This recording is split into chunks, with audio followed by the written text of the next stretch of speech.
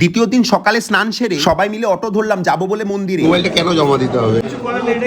এটাই নিয়ম। তাহলে টাটা, মন্দির থেকে বেরিয়ে আবার দেখা হবে, ঠিক আছে? মোবাইলটা হাতছাড়া হলো, মনে লাগেনি কোনো ব্যথা। সচক্ষে আর সশরীরে বলরাম সুভদ্রা জগন্নাথ দেবের শরণাপন্ন হলাম। জানলাম মন্দিরের অনেক অজানা কথা। বেরিয়েই সকলে মিলে এই রেস্তোরাঁয় গেলাম। চলো এবার শুরু করি দ্বিতীয় দিনের ভোজনের গল্প গাথা। অর্ডার করার সাথে সাথে রকমারি জলখাবার চলে এলো টেবিলে। প্রথমে টক দই দিয়ে আলুর পরোটা খেলাম। এবারে বন্ধুর থালায় থাবা বসালাম এই উত্তাপামটা একটু টেস্ট করবো। আর শেষে নিয়েছিলাম এই বৃহদাকার মশালা চিজ ধোসা। বেশ অনেকটা ছিঁড়ে চাটনিতে ডিপ করে খেতে লেগেছিল খাসা। জলখাবার শেষ করে চলে এলাম পুরীর জগন্নাথ মন্দির চত্বরে বিখ্যাত এই মিষ্টির দোকানে। দোকানটির নাম গেস করো দেখি। চলো একটা হিন্টস দিলাম। আসার পথে শুনেছিলাম সবচেয়ে সুস্বাদু রাবড়ি পাওয়া যায় এখানে। তবে গিয়ে শুনি 12টা বাজবে রাবড়ি পেতে। তাই প্রথমেই লোভনীয় মালাই পাটিসাপটা নিলাম। দামটা একটু বেশি হলেও হেভি লেগেছিল খেতে। আর এই জিনিসটা তো ট্রেনেই পাওয়া যায়, দিলখুশ এইটার নাম। আর সবশেষে পুরীর বিখ্যাত এই মাইসোর পাকটা নিলাম। পুরী এসেও এই মাইসোর পাক করেছো যারা মিস, লজ্জার কিছু নেই, কমেন্টে এসে একটু বুক ঠুকে জানিয়ে দিস। দ্বিতীয় দিনের সকালটা ভালোই ঘুরলাম, কিন্তু দুপুর থেকেই পড়ে গেছিলাম জ্বরে। বাকিটা কাল বলবো, লাভ নেই তাড়াহুড়ো করে।